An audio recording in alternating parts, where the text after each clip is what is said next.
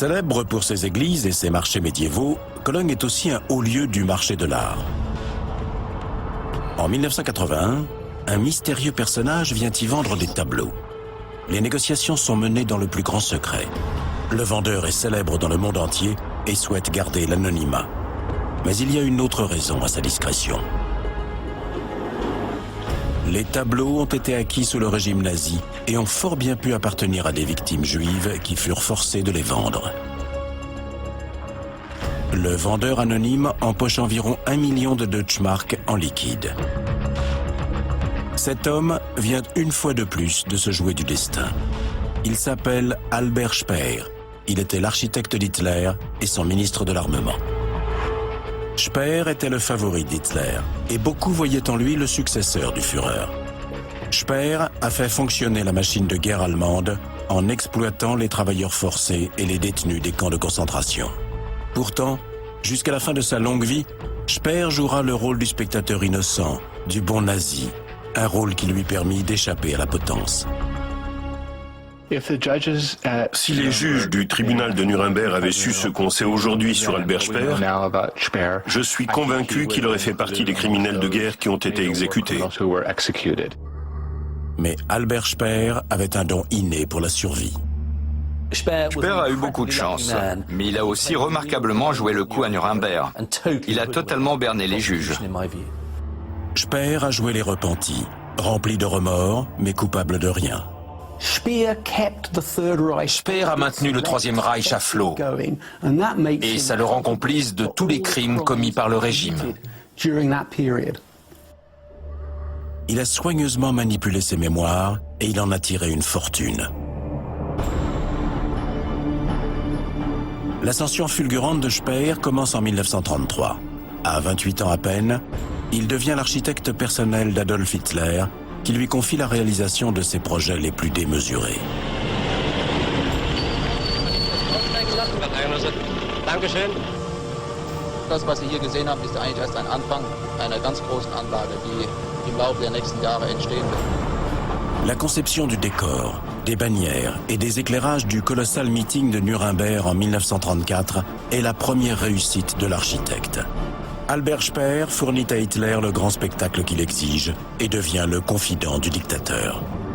Les intimes du Führer sont rares. Si Hitler avait pu avoir un ami, cela aurait été moi, déclarera Speer par la suite. Après Nuremberg, Speer accède aux plus hautes responsabilités. En 1937, Hitler confie à son architecte la transformation de Berlin. Le professeur Speer se retrouve à la tête du plus grand projet architectural de tous les temps.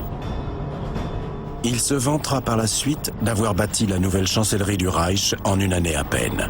L'ambitieux architecte apprécie son nouveau poste et le pouvoir qu'il lui confère. Hitler, c'est le diable. En tout cas, c'est ce que l'humanité a produit qui s'en rapproche le plus. Et Speer a fait un pacte avec ce diable. Il était forcément conscient des problèmes que posait le programme hitlérien. Mais c'était une énorme opportunité pour quelqu'un qui était prêt à la saisir. Et c'est exactement ce qu'il a fait. Speer a mené à bien la mission confiée par le Führer.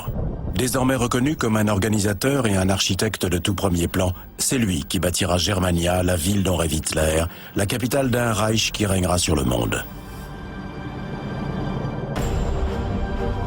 Le dictateur charge Speer de transformer Berlin de fond en comble.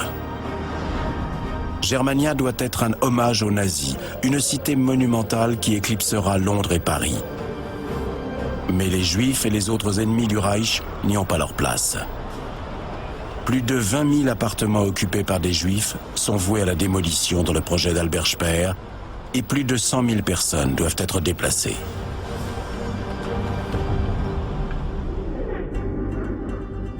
L'historien Heinrich Fendemann n'a aucun doute sur la responsabilité d'Albert Speer dans la déjudaïsation de Berlin.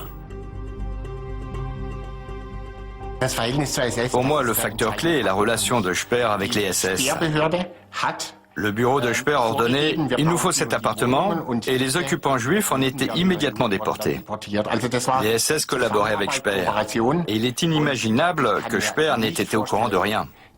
C'est absolument impossible. Speer envoie des milliers de personnes dans les camps de concentration et les condamne à une mort certaine. Il les force aussi à travailler comme de véritables esclaves. On sait que Speer a visité des camps de concentration. On sait qu'il a vu de ses propres yeux les atrocités commises sur les prisonniers à Mauthausen. On sait qu'il a envoyé des milliers de tonnes d'acier à Auschwitz pour la construction d'une usine d'essence synthétique par des travailleurs forcés. Alors qu'il n'ait pas eu connaissance de l'existence de ces travailleurs esclaves et des abominables conditions de vie dans les camps, c'est complètement inconcevable. Albert Speer a été un témoin privilégié de son époque. Après l'invasion de la France par les nazis, c'est Speer qui pose devant la Tour Eiffel aux côtés du Führer.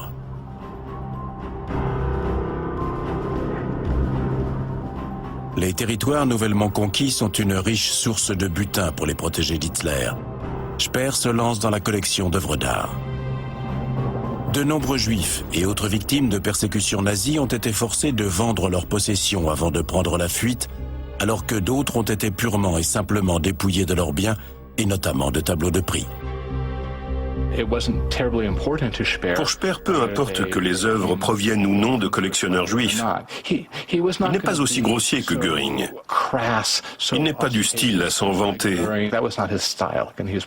Mais si les œuvres ont été légalement aryanisées et en quelque sorte blanchies par un marchand d'art et une vente aux enchères, alors leur provenance importe peu pour Speer. Speer devient un gros acheteur de ces œuvres d'art récupérées. Il fait même appel à l'un des principaux fournisseurs d'Hitler.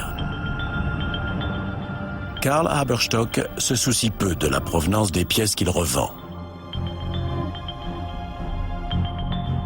À partir de 1938, le professeur Speer achète 6 tableaux romantiques à ce marchand d'art si peu regardant.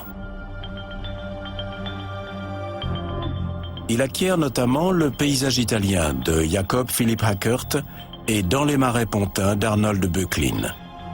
Speer est un des grands dirigeants de l'économie allemande. Bien sûr qu'il sait ce qui se passe.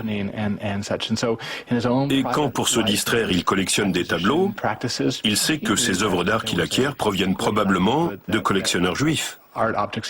Il ne se fait aucune illusion à ce sujet. Comme sa collection de tableaux, la carrière d'Albert Speer ne cesse de progresser au fil de la guerre. Il devient ministre de l'Armement en février 1942 et dispose de pouvoirs considérables. L'architecte dirige désormais toute l'économie de guerre nazie.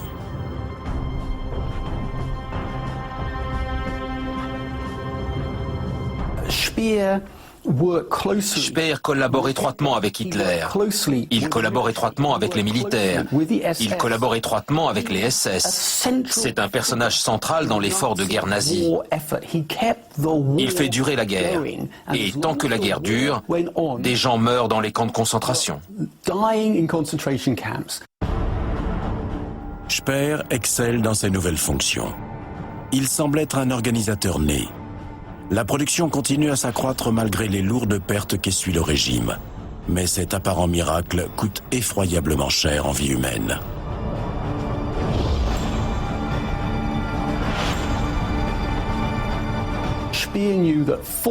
Speer sait que le travail forcé et l'esclavage sont à la base de l'effort de guerre allemand et de l'économie allemande en général. Et dans toutes les usines qu'il dirige, il y a recours sans le moindre scrupule. Le ministre de l'Armement du Reich atteint ses objectifs de production grâce aux prisonniers des camps de concentration et aux travailleurs forcés venus de pays occupés. Il représente pour lui une main-d'œuvre bon marché aisément remplaçable. Une preuve supplémentaire qu'il était un rouage central dans le système mis en place par Hitler. Il n'était pas juste au courant de certaines choses. Il était directement impliqué. Il savait tout. C'était un criminel pire que les autres, à l'exception peut-être d'Himmler. Albert Speer demeure aux côtés d'Hitler jusqu'au dernier jour de la guerre. Après avoir fui un Berlin en ruine, il fait une halte non loin de la capitale dans une propriété du Brandebourg. Jeune architecte, il a rénové cette maison de campagne pour son ami Robert Frank. Et c'est précisément là que sont conservées la trentaine d'œuvres d'art qui constituent la collection de Speer. Alors que l'armée rouge approche de Berlin, le ministre de l'armement du Reich veut absolument récupérer ces tableaux dont la provenance risque fort de l'incriminer. Le soir du 23 avril 1945, Speer supervise personnellement leur déménagement.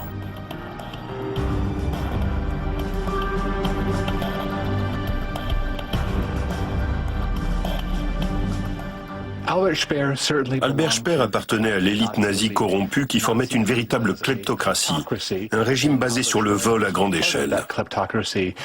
Je savais que Speer était collectionneur d'art, mais on racontait à la fin de la guerre que sa collection avait disparu ou qu'elle avait été détruite. Et comme tant d'autres mythes liés à Speer, c'était tout à fait plausible. Ni détruits, ni disparus, les tableaux sont conservés à la Commerzbank de Hambourg sous le nom de Robert Frank. 2 semaines à peine avant la capitulation de l'Allemagne, Speer a secrètement placé sa collection sous le couvert d'un prête-nom. C'est le premier tour de passe-passe d'un manipulateur de toute première force. Il savait se tirer de n'importe quelle situation.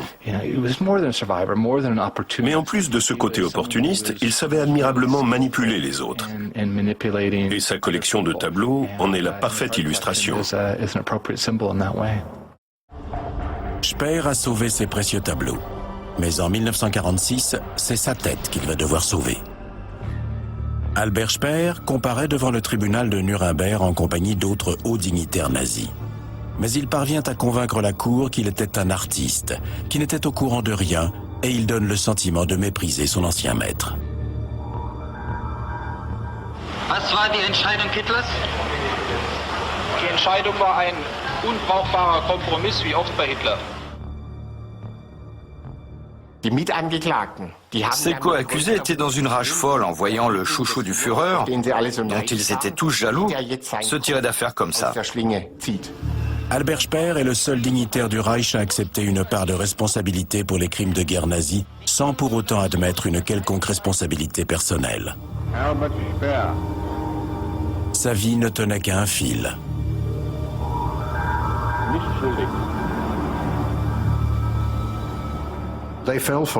Les juges ont mordu à l'hameçon parce qu'il était le seul accusé à paraître éprouvé du remords alors que les autres en étaient totalement dénués. Je pense que c'est ça qui l'a sauvé. Sans ça, il aurait été lui aussi pendu. Échappant de justesse à la corde, l'homme qui aurait dû succéder à Hitler est condamné à 20 ans de réclusion à la prison de Spandau. L'ancien dignitaire nazi est désormais le prisonnier numéro 5. 3 ans après la fin de la guerre, un enquêteur américain l'interroge sur sa collection de tableaux.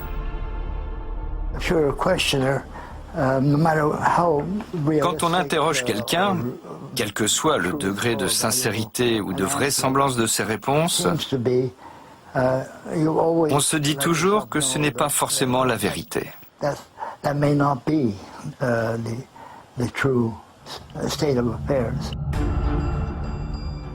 Albert Speer ment. Il prétend qu'il ne possédait qu'une petite collection et qu'il n'a rien acquis après 1937. En réalité, il achète des tableaux à Karl Haberstock, le fournisseur d'Hitler, jusqu'en 1940.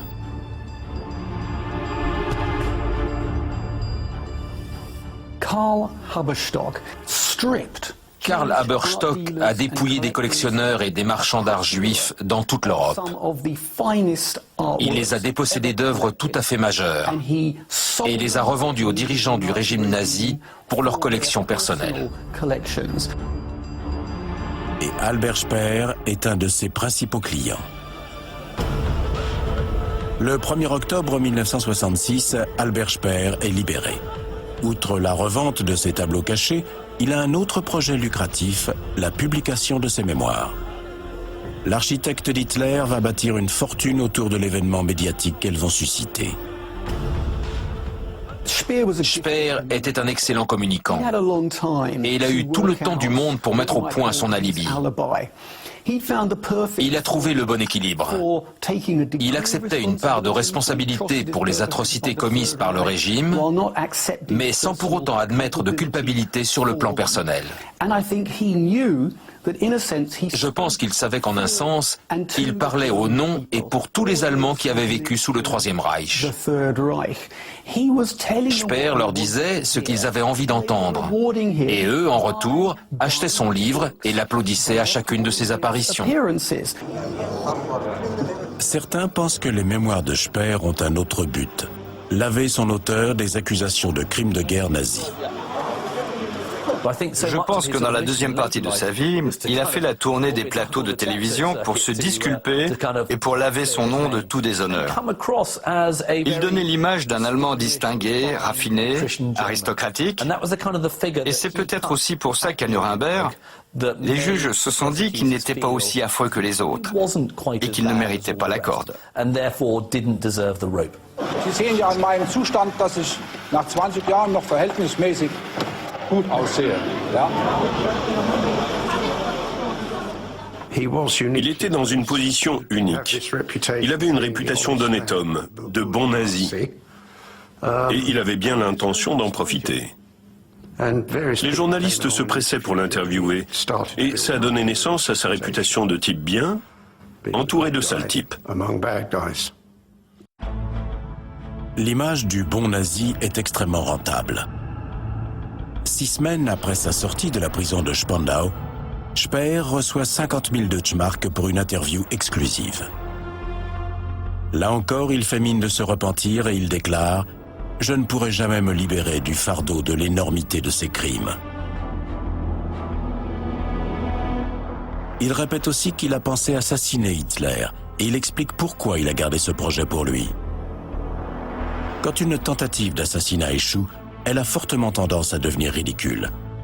Voilà pourquoi je n'ai que brièvement évoqué ce projet pendant le procès de Nuremberg.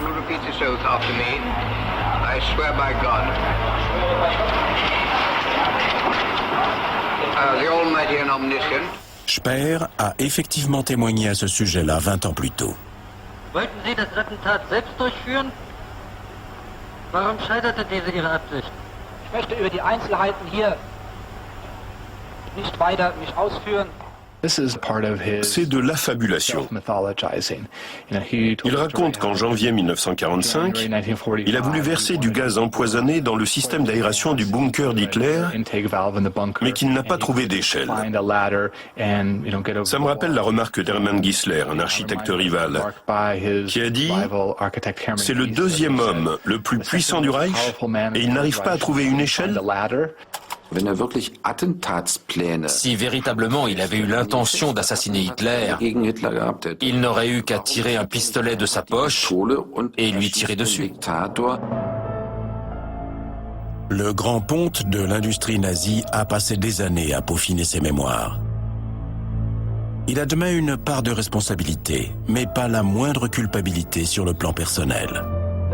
Ses livres vont devenir des best-sellers.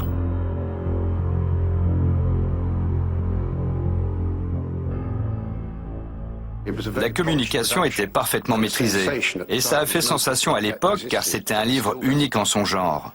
Et d'ailleurs, ça l'est toujours. Speer est un témoin privilégié qui a côtoyé Hitler et qui a beaucoup de choses à révéler.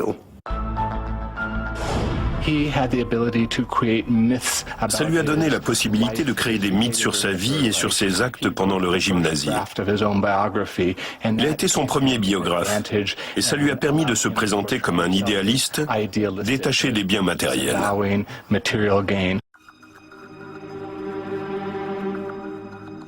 L'ancien ministre d'Hitler réussit donc à rebâtir sa fortune. Une fortune fondée sur des mensonges et des demi-vérités. Il prétend qu'au dernier jour du régime hitlérien, il a passé la nuit dans la propriété de son ami, sans but ni raison, alors qu'en réalité, Il tenait à tout prix à récupérer des tableaux qui avaient probablement appartenu à des Juifs. Speer donne l'impression de ne pas savoir que des Juifs ont pu être dépossédés de leurs œuvres d'art, tout comme il prétend ne rien savoir de précis sur l'Holocauste.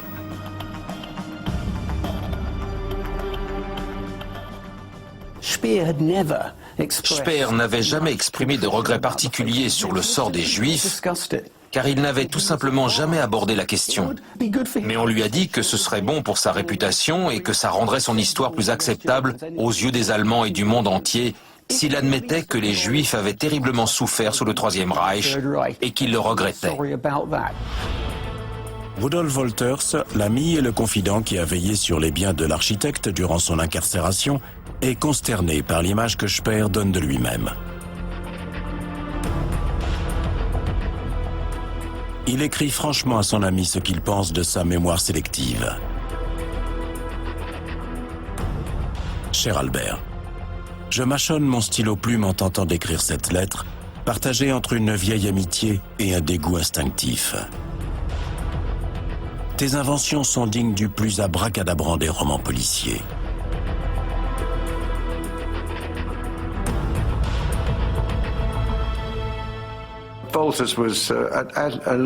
Wolters, comme beaucoup d'anciens membres du régime, était très agacé par l'attitude de Speer, qui répétait à l'envi que ce qui s'était passé était une honte et qu'il avait sa part de responsabilité. Leur réaction en l'entendant, c'était de se dire « mais ferme-la à la fin ». Mais Speer continue à jouer les nazis repentis. Il a mis au point ce rôle avec son nègre Joachim Fest. Parallèlement, Fest travaille à une biographie d'Hitler à laquelle Speer contribue de façon cruciale. Hitler hat es verstanden, die Dinge, die vorbereitete, geheim zu halten. Es hätte mir nicht unbemerkt bleiben dürfen, wenn ich nicht gedankenlos in den Tag gelebt hätte und mich in meine Baupläne geflüchtet hätte. Ich fühle mich für Auschwitz noch heute mitverantwortlich. Mais en 1971, une première faille apparaît dans l'image du bon nazi. Des historiens suggèrent qu'il était présent lorsque Heinrich Himmler, le chef des SS, prononce un discours tristement célèbre dans la ville de Poznan, qui est aujourd'hui en Pologne. Dans ce discours, Himmler aborde avec une rare franchise le sort des Juifs sous le régime nazi.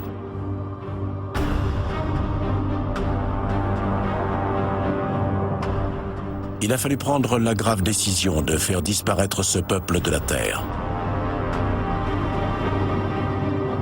Albert Speer a un alibi. Il dit être parti avant le discours d'Himmler. Mais quelque chose cloche dans cette version. Dans son discours, Himmler s'adresse à lui personnellement.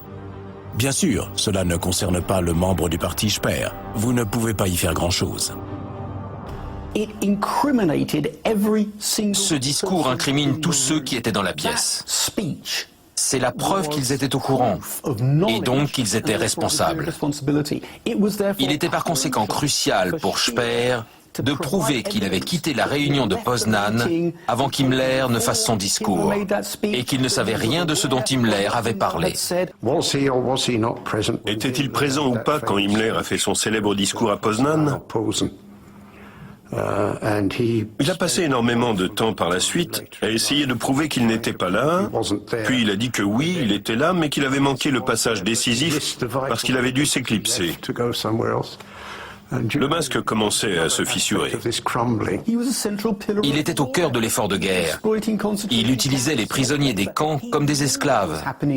Il savait ce qui arrivait aux Juifs, donc en réalité, peu importe qu'il ait été présent ou pas pendant le discours d'Himmler, il était mouillé jusqu'au cou dans les crimes nazis. Il a réussi à balayer cette accusation. On surnommait Ronald Reagan le président Tefal parce qu'aucun scandale ne l'atteignait. Speer aussi avait un côté Tefal. Les accusations semblaient n'avoir aucune prise sur lui. Mais peut-être Speer a-t-il malgré tout des problèmes de conscience. Il se rend régulièrement dans un monastère bénédictin où il va chercher le réconfort et le salut.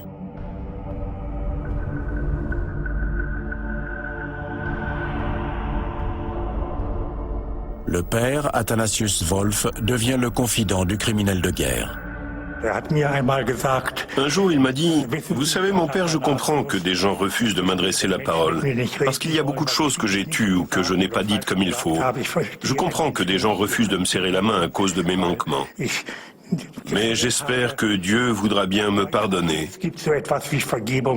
Et tout à coup, Dieu faisait son apparition dans la conversation. À la différence des innombrables victimes qu'il a traitées comme des esclaves, Albert Speer, lui, peut trouver refuge dans la religion. Mais même dans la solitude et le calme d'un monastère, il ne peut pas ouvertement confesser ses crimes de guerre nazis. Il voulait dire « je n'étais pas au courant ». Mais en même temps, il disait ouvertement « même si j'avais été au courant, je n'aurais pas pu agir. Donc pour pouvoir faire ce que j'avais à faire, j'ai refoulé tout ça ». Ça montre qu'il y avait une ambivalence. Il avoue quelque chose et il le nie en même temps.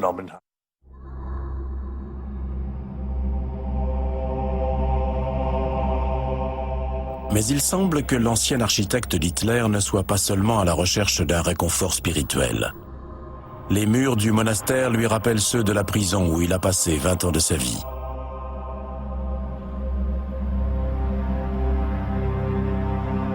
Le monastère lui rappelait un peu la prison de Spandau. Dans son autobiographie, il raconte un de ses rêves. Il retourne à Spandau et le directeur de la prison lui ouvre la porte et lui dit « Bon retour à la maison ». C'est à Spandau, la prison berlinoise utilisée par les Alliés, que Speer écrit la plus grande partie des livres qui feront sa fortune. Il a réussi à survivre à la guerre, avec un trésor caché d'une trentaine de tableaux de prix achetés à de sulfureux marchands d'art nazis.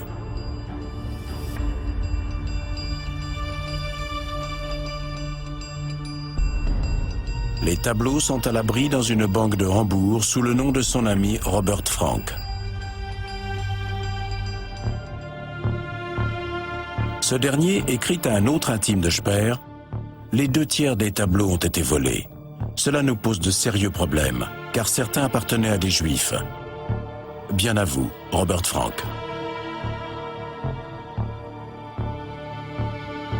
Du fond de sa cellule, Albert Speer se sait impuissant à récupérer les tableaux qu'il a sauvés dans les tout derniers jours de la guerre.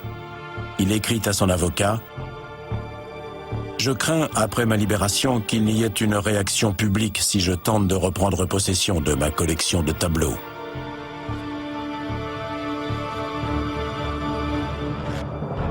Mais malgré le risque d'un scandale lié à ces tableaux volés, Albert Speer vend son histoire aux éditeurs et aux télévisions du monde entier. Il semble apprécier le feu des projecteurs et la popularité que lui confère son rôle de nazi repenti. Sa célébrité internationale a fourni aux Allemands de l'Ouest une figure symbolique qui montrait la manière dont le peuple allemand avait été exploité par ce fou furieux d'Hitler. Ça montrait que leur génie et leur talent avaient été employés à mauvais escient. C'est quelque chose que les Allemands reconnaissaient. Ils le regrettaient. Mais le moment était venu de tourner la page parce que ça appartenait au passé. Et celui qui parlait le mieux de ce passé, c'était Albert Speer. You know that the final solution was a secret, and it was a secret to me too. I was not informed what was going on in this way, but I had a certain feeling that something is going on, a certain uncertainty. I have always with me this traumatism of the extermination of the Jews, which will never leave me. Quite often I was thinking that I never shall get rid of it, that this burden will ever last with me. Mais Speer ne peut se résoudre à avouer sa complicité concernant les camps de la mort. Ça montre l'étendue de ses capacités d'adaptation. C'est un vrai caméléon. Speer est bien plus qu'un opportuniste. C'est quelqu'un qui est capable de se réinventer si les circonstances l'exigent. Cette perpétuelle réinvention et l'expression publique de ses regrets mettent à rude épreuve une amitié née pendant la période nazie. En 1971, son ancien camarade, Rudolf Wolters, en a assez.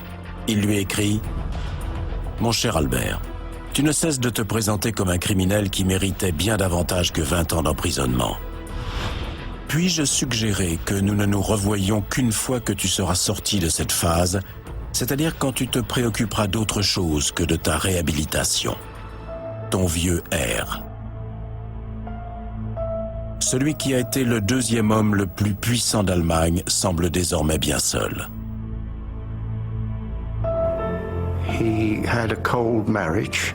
Ses relations avec son épouse se sont refroidies. On a l'impression qu'il n'a plus d'amis proches. Il ne semble ressentir ni le besoin d'une relation passionnée avec une femme, ni le besoin d'une amitié forte avec des hommes. Il est seul. Seul.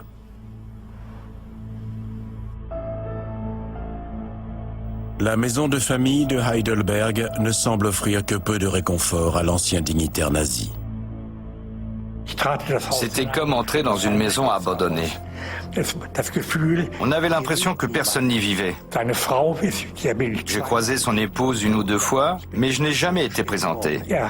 Ce n'était pas une maison chaleureuse. C'est en dehors du cercle familial qu'Albert Speer, pourtant père de 6 enfants, va chercher de la chaleur. À la fin des années 70, Speer avoue à sa femme Margaret qu'il a une liaison. Ça a dû être un coup terrible pour sa femme. Mais là encore, c'est du Speer tout craché. Il est amoureux, on s'intéresse à lui, alors il néglige complètement ceux qui sont à ses côtés depuis longtemps.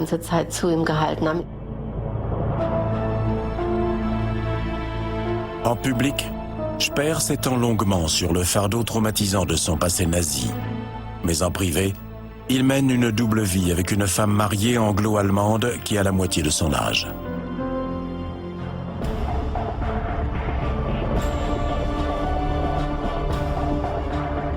La collection d'œuvres d'art qu'il a amassées durant la guerre est un autre de ses secrets. Une trentaine de tableaux ont été cachés par un vieil ami de la famille Speer, Robert Frank. À la mort de Frank, les tableaux se retrouvent dans un garage des environs de la ville de Bonn. Les deux amis s'étaient discrètement mis d'accord pour partager moitié-moitié. Albert Speer veut garder l'anonymat. À l'époque, les commissaires-priseurs et les acheteurs ne posent pas beaucoup de questions sur la provenance de telles œuvres. De 1933 jusqu'aux années 1990, il y a eu un commerce d'œuvres d'art florissant où personne ne s'intéressait de trop près à l'origine des œuvres. La plupart des marchands savaient que bon nombre de ces pièces avaient été ou volées ou vendues sous la contrainte par des propriétaires juifs qui fuyaient le Troisième Reich. À l'époque, en 1981, la provenance douteuse des tableaux de Speer est dissimulée ou tout simplement ignorée. Dans le catalogue de la vente, il est simplement indiqué collectionneur privé. Le nom du précédent vendeur, le célèbre fournisseur d'Hitler, Karl Haberstock, est lui aussi soigneusement omis. Il ne fait aucun doute que Speer a acheté des œuvres d'art qui avaient été volées à des marchands ou à des collectionneurs juifs. Il a acheté ces œuvres à Karl Haberstock, qui était coutumier du fait. Mais malgré leur provenance et grâce à ces tableaux, leur propriétaire anonyme, un criminel de guerre nommé Albert Speer, va une fois de plus utiliser son passé nazi à son profit. Les tableaux sont écoulés progressivement à Cologne. Après chaque vente, leur propriétaire reçoit un paiement en espèces. Aucun reçu, aucune signature, aucune trace.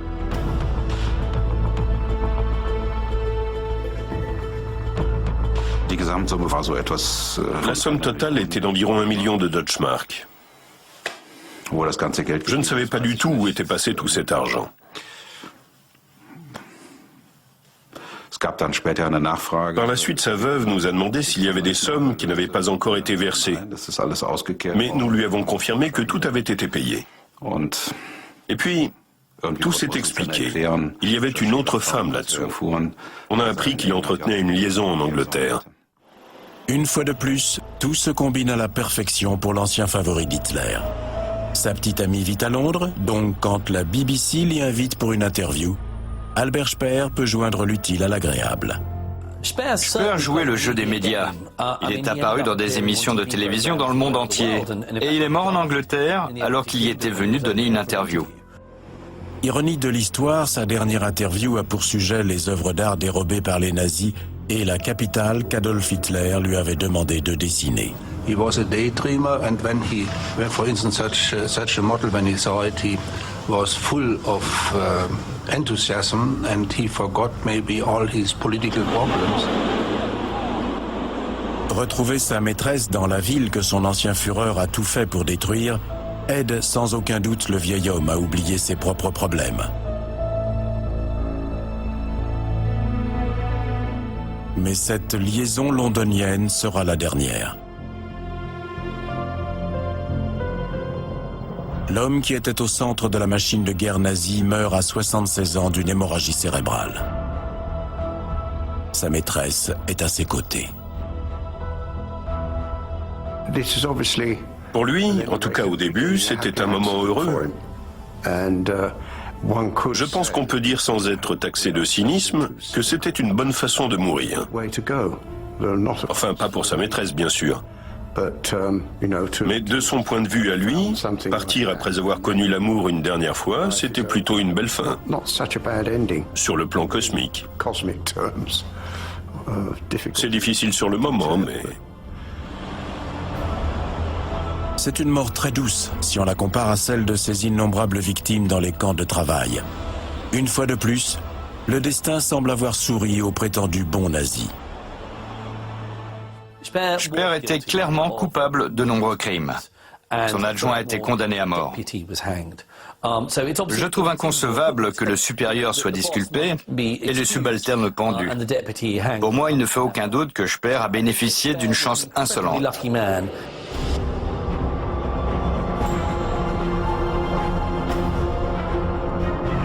Jusqu'à sa mort, Speer aura réussi à préserver le personnage qu'il a passé une grande partie de sa vie à construire, celui d'un innocent bien sous tout rapport qui n'était au courant de rien. Il a eu la chance que tout ce qui l'impliquait personnellement dans la persécution des Juifs reste enfoui pendant de nombreuses années. Mais quand ça a émergé, le masque s'est mis à tomber. C'est un jeune thésard, appelé Matthias Schmidt, qui va faire voler en éclats le mythe mis en place par Albert Speer. Rudolf Wolters, l'ancien camarade du ministre de l'Armement, va contribuer à révéler l'étendue de ses crimes. Il apporte la preuve que le prétendu bon nazi a été impliqué dans le déplacement forcé de nombreux juifs berlinois. Les chiffres ont été notés avec la méticulosité caractéristique de l'administration nazie. 23 765 appartements juifs ont été réquisitionnés. 75 000 personnes ont été déplacées. Par la suite, Albert Speer ordonnera à Wolters de supprimer tous les documents qui le lient aux atrocités perpétrées par les nazis. Je suggère que les pages en question n'existent plus.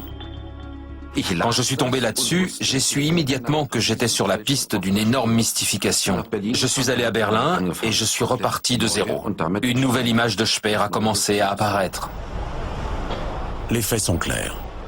Albert Speer a lancé la transformation de Berlin souhaitée par le Führer sans aucune considération pour la population juive qui serait au final exterminée. Depuis la mort de Speer, les historiens ont compris qu'il avait joué un rôle clé dans l'expulsion des Juifs berlinois à la fin des années 30 et durant toute la guerre. En tant qu'inspecteur général de la construction, Speer a fait déplacer des milliers de Juifs qui ont ensuite été déportés et assassinés. Pour moi, ces expulsions sont la première étape d'un long voyage qui s'achève à Auschwitz.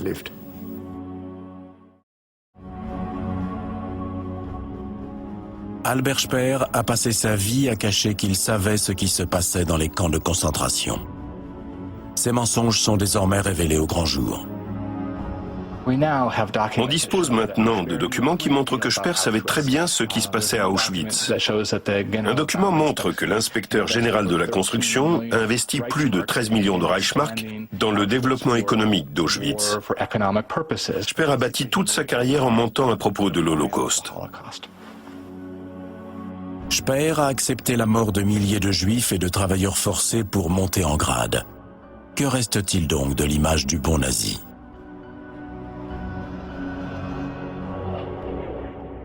Il n'y a pas de bon nazi. Et s'il y en avait un, ça ne serait certainement pas Albert Speer. Il a commis beaucoup trop de crimes pour ça. Des millions de travailleurs forcés ont été embrigadés dans l'industrie de l'armement. En 1944, il restait 700 000 prisonniers en vie dans les camps de concentration. 500 000 travaillaient pour Speer. Et tout ça, ce sont des faits. Albert Speer a menti sur son rôle dans les crimes de guerre nazis et ses mensonges l'ont rendu riche. Non content d'avoir vendu des tableaux d'une origine douteuse, il cherche aussi à écouler discrètement des esquisses de la main d'Hitler.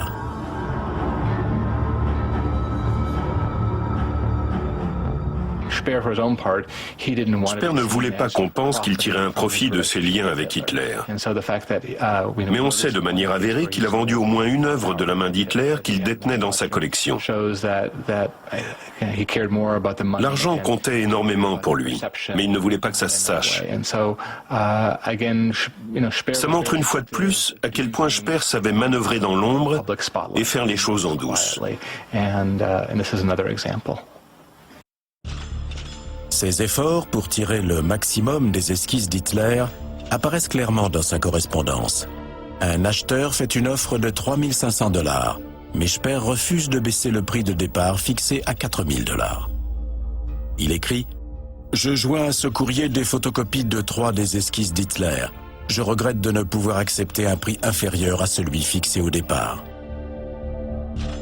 Une fois de plus, l'architecte qui a bâti sa fortune sur une accumulation de mensonges tire profit de biens amassés grâce à ses bons et loyaux services sous le régime nazi.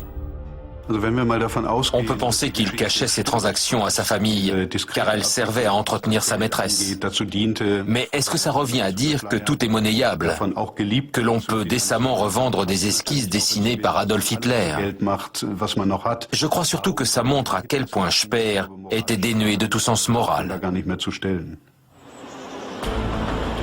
En 2006, un tableau romantique de Jacob Philipp Eckert est vendu à Cologne.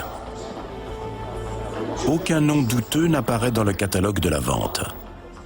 Un marchand d'art juif londonien achète le tableau pour 430 000 €, mais il annule immédiatement la vente quand il découvre la véritable identité du précédent propriétaire, Albert Speer. Un autre secret vient d'être révélé. Speer possédait dans sa collection des œuvres d'art qui avaient été volées à des marchands d'art et à des collectionneurs juifs.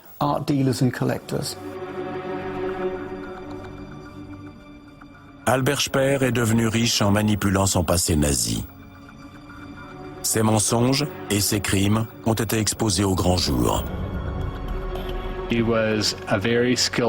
Speer mentait extrêmement bien. Il était roublard, secret, dissimulateur. Il aurait fait un excellent joueur de poker. Albert Speer est un criminel de guerre. Il a commis des crimes contre l'humanité. Si les juges du tribunal de Nuremberg avaient été au courant de toutes ses activités sous le régime nazi, il aurait fini au bout d'une corde. Après sa sortie de Spandau, il a juste maintenu un mensonge. Il était tout le temps sur la corde raide. Et il faut bien reconnaître qu'il n'est pas souvent tombé.